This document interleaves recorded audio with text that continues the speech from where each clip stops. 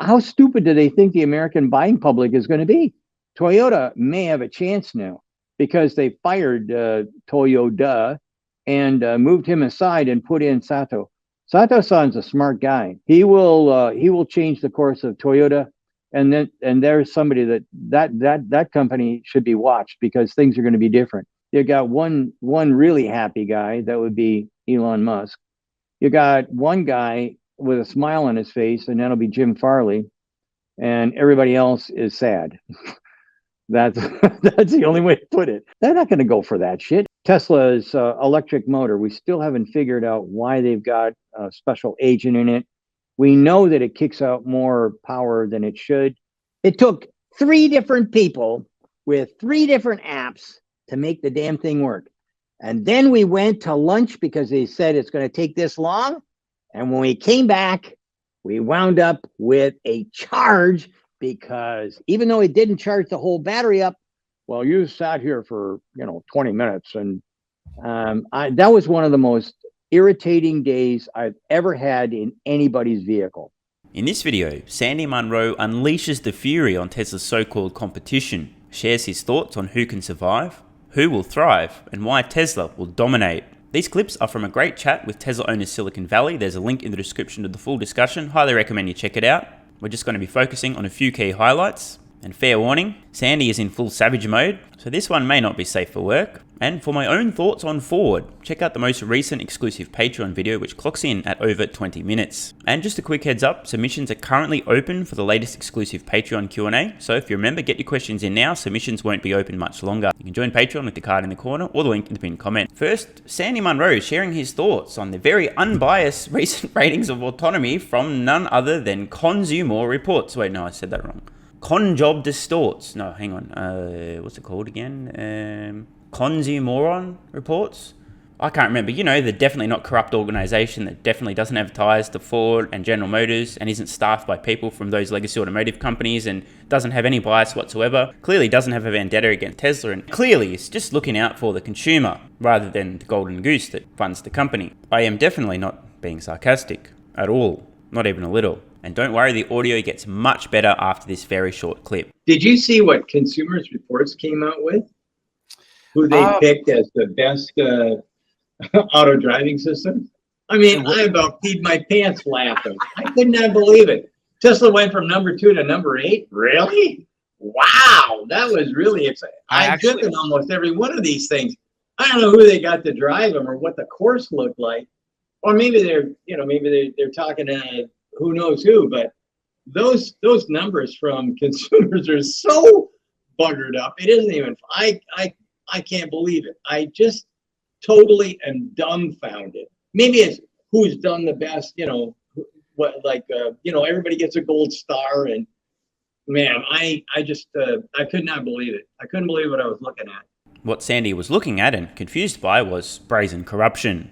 It's an 94. They put a different something on the front, but the side view, it's an 94, and the rear view, it's an 94. How stupid do they think the American buying public is going to be? They're not going to go for that shit. I'm going to pay $15,000 or $20,000 more because it says Audi on it. GM tried that in the 80s. It didn't work out for them either. And then you look at Toyota. Toyota may have a chance now because they fired Toyota and moved him aside and put in Sato. Sato-san's a smart guy. He will change the course of Toyota, and there's somebody that company should be watched because things are going to be different. I fear this may be far too little, too late. After all, Toyota, the world's largest automotive manufacturer by unit volume, until a couple of weeks ago, being led by a truly incompetent CEO who just so happens to be the grandfather of the company's founder. What are the odds that the grandson of the company's founder would be the most competent person to be leading the company versus what are the odds that the grandson of the founder is or was running the company due to the family connection rather than suitability and fitness for the job?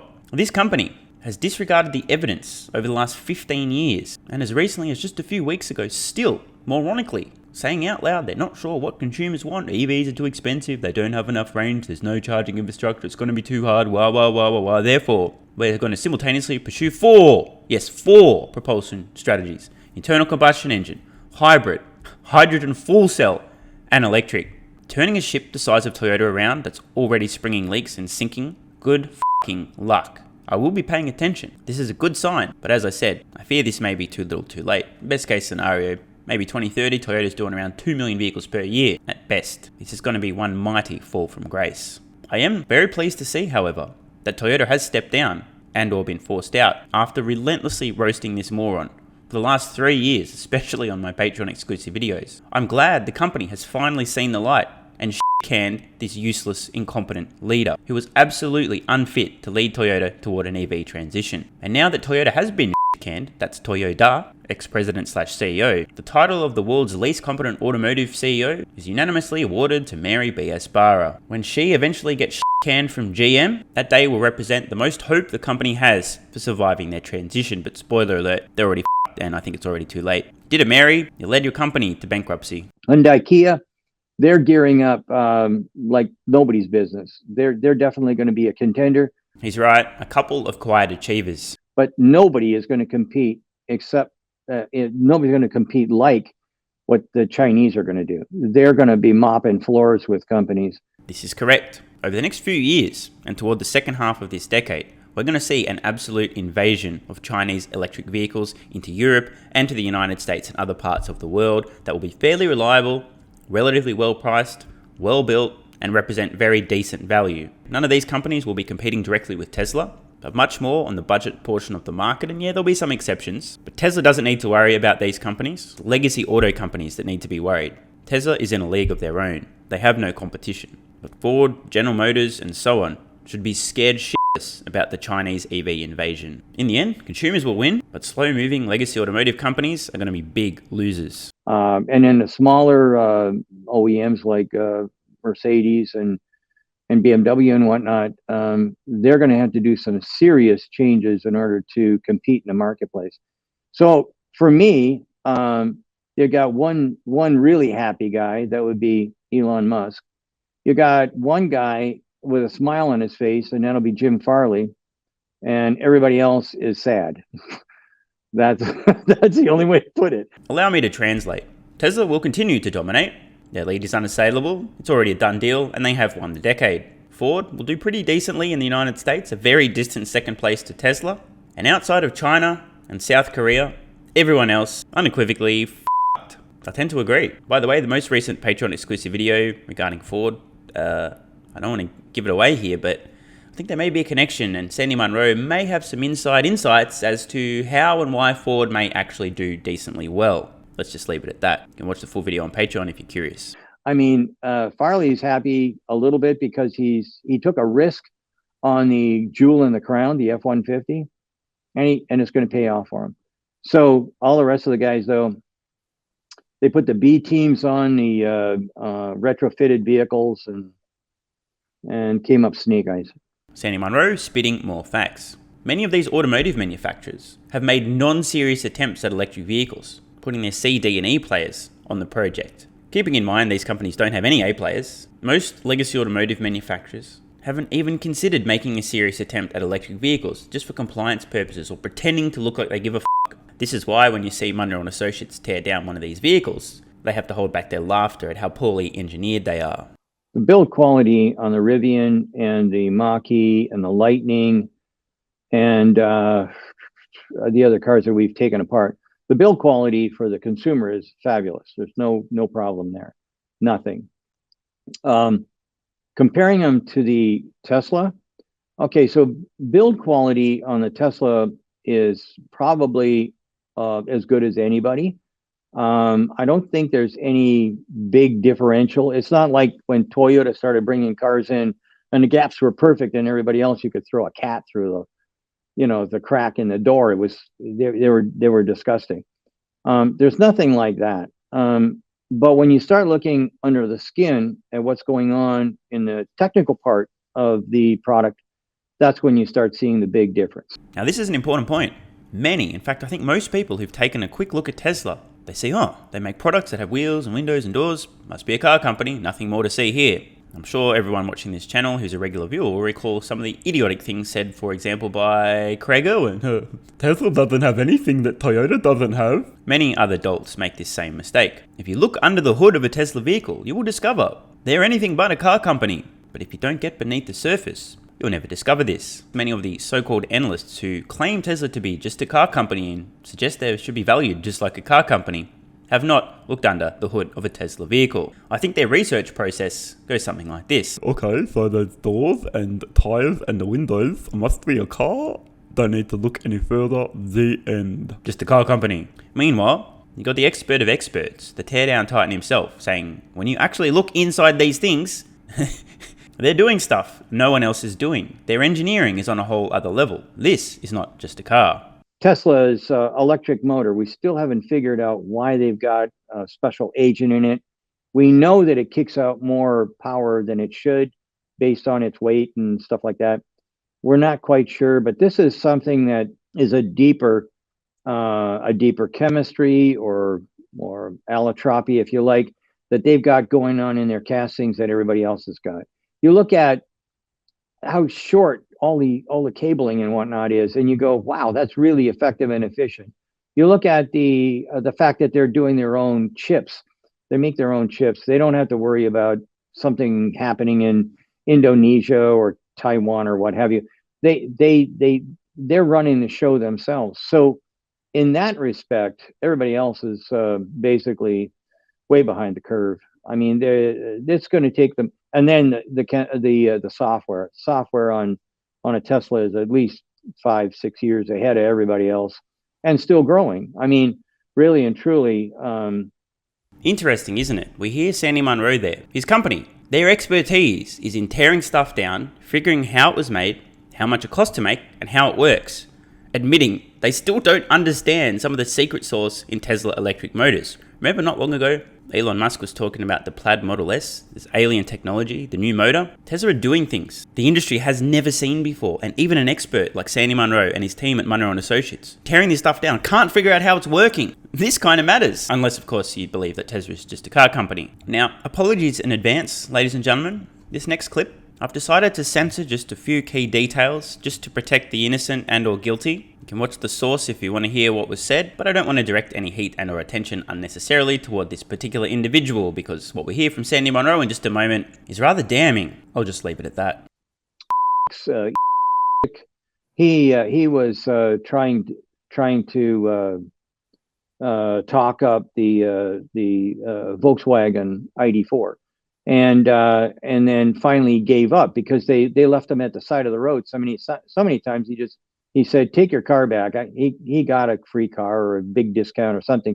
To take your car back is a piece of crap. Now, I'm not here to create drama, hence censoring the actual identity of this particular individual, but I am going to share my thoughts because I believe what we just heard, Sandy Munro saying that somebody was trying to talk up the Volkswagen ID4, followed by a belief that this particular individual may have received said product either for free or with a great discount. Nothing to see there, ladies and gentlemen. Definitely didn't create a bias at all. But it seems like even this individual, who may or may not have had some bias, huge discount and or free product or something along those lines, again, but this is just based on my interpretation of what Sandy Munro said. Even this individual eventually gave up on this steaming pile of excrement, despite previously talking it up, because it was just that f***ing bad. We're hearing getting left on the side of the road multiple times, maybe it broke down, I don't know, unreliable. But this is an interesting insight from Sandy Munro, describing someone who's been trying to talk up a product, yet has since abandoned said product because the experience was that bad. This is Tesla's so-called competition. So bad that even people who are allegedly being given these products and or receiving gigantic discounts on them, at some point go, you know, f*** this. This is garbage. I don't care how much I got off this thing or how free it was or whatever. It's a piece of shit. I'm out. Take it back, bitches. That is really saying something. Maybe I've misunderstood Sandy's comments again. Protecting the innocent and or guilty here, don't want to cause drama. But that is my interpretation of his comments there. In completely unrelated matters, totally unrelated, definitely unrelated, I've noticed a few folks who seem to be uncomfortable honestly praising Tesla products. After all, they are the best in the marketplace, this is unquestionable. But I've noticed there's a few people out there who almost want to differentiate themselves, almost position themselves as totally unbiased because I'm not a Elon D rider, I don't drink the Tesla Kool-Aid, because I'm willing to say that they're not that good. You see, the problem is, they are that good. I think a lot of these people actually lose credibility in attempting to seem credible by unfairly criticizing Tesla and pretending that some of the so-called competition is on par when it's anything but. Of course, again, this is just my observation, and again, totally unrelated matter to this particular situation. But I have noticed this. There seems to be a few people that just get really uncomfortable by honestly praising an incredible category-killing product and instead want people to believe them to be unbiased. Therefore, I'm not going to praise the thing that's praiseworthy because that would make me look like a fanboy, and I don't want to look like a fanboy. So instead, I'm going to praise this steaming pile of shit that I may or may not have got a discount on. And then he said something that really shocked the daylights out of me. So he's had that car now for, I would say, at least 2 years. How many OTAs, how many over-the-air computer upgrades do you think he got from VW over that time frame? I'm just going to say 0. And you're correct. 0.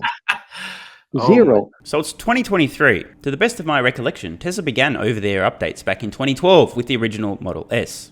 That is literally more than a decade ago, and we've just learned, according to Sandy Munro, that this particular owner of the VW ID4, which is totally almost just as good as a Tesla, has not received a single over-the-air update in more than 2 years of ownership. Those 2 years of ownership happening to take place about a decade after Tesla first began over-the-air updates. A decade!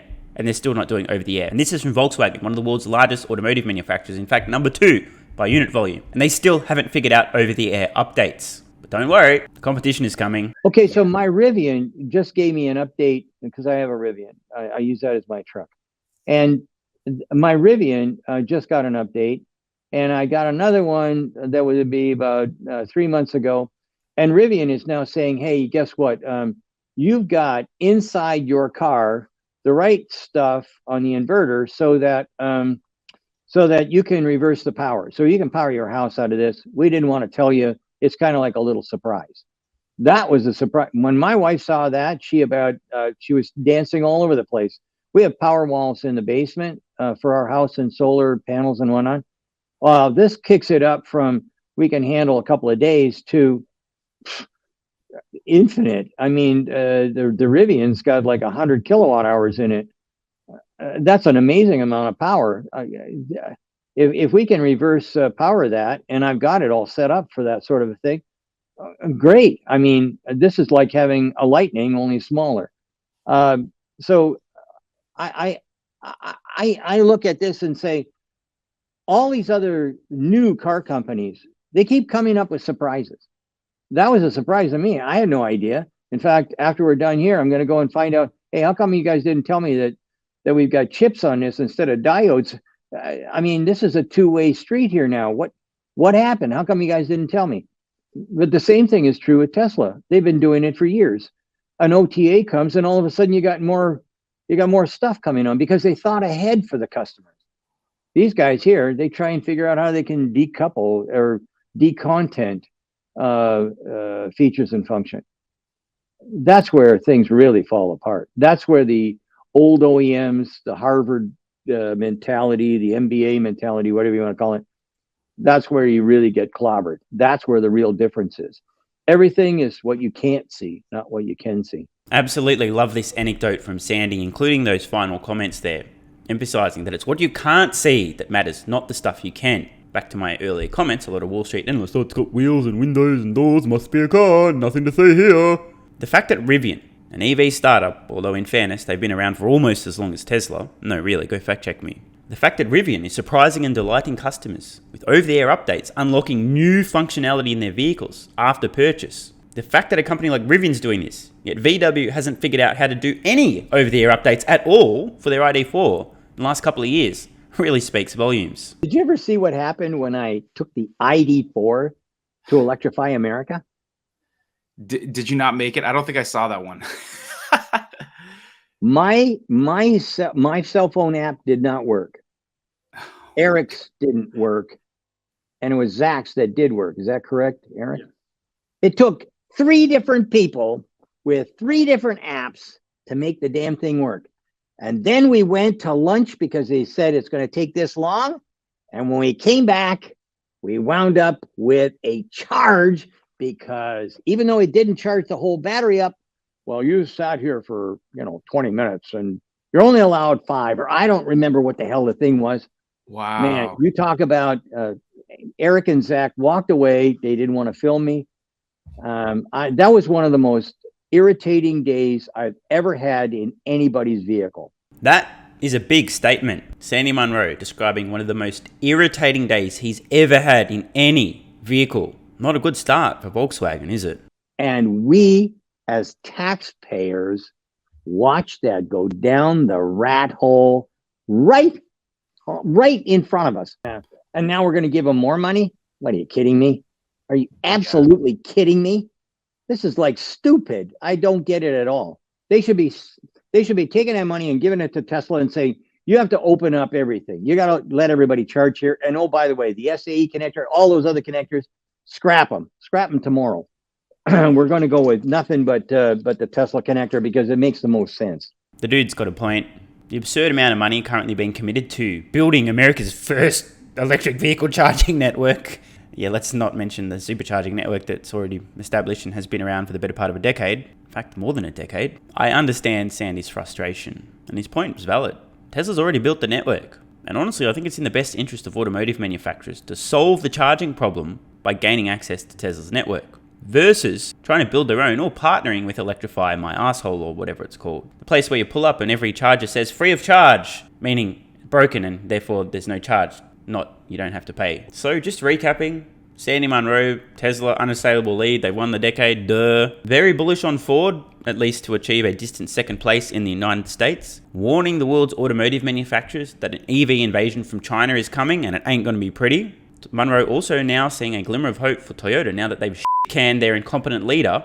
I still remain rather skeptical they can turn this around. And the overarching message from Sandy Munro, it's what's beneath the surface, under the hood, the technology that really counts. That's the stuff that people are missing, and that's the stuff that matters most. And speaking of things under the surface that really matter, I'm sure you didn't see this segue coming. I have no doubt if Munro and associates were to do a teardown on SMR, they'd be stunned at how healthy and vital my body is. Big key here, my daily dose of Athletic Greens AG1 first thing in the morning. On the surface, it's hard to tell if anybody's feeling and functioning their best, but I can tell you that is exactly the case for me. I've been taking Athletic Greens daily now for more than a year and a half. It's full of nutrients, vitamins, minerals, promotes gut health. And by the way, if you don't know, your gut health can affect your mood, energy, and loads more. It's full of adaptogens and really helps to enhance my energy, my recovery, and my overall well-being. I'm sure everyone watching understands the importance of optimizing a system, whether it's a production system for producing vehicles or your own body for producing work and results. Athletic Greens AG1 provides so much bang for buck. 75 vitamins and minerals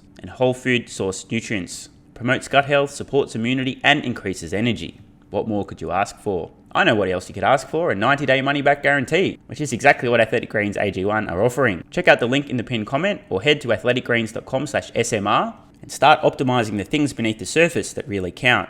You'll also get 1 free year supply of vitamin D3 and K2. So head to athleticgreens.com/SMR. Or alternatively, if you'd prefer not to feel and perform your best, aka like a legacy automotive company, then don't worry about it. Nothing to see here, move along, everything's going to be fine. And don't forget, submissions are currently open, but they'll be closing very soon for the latest exclusive Patreon Q&A. So if you remember, get your questions in now. And if not, you can join and submit your question with the card in the corner or the link in the pinned comment. See you over there. Love ya.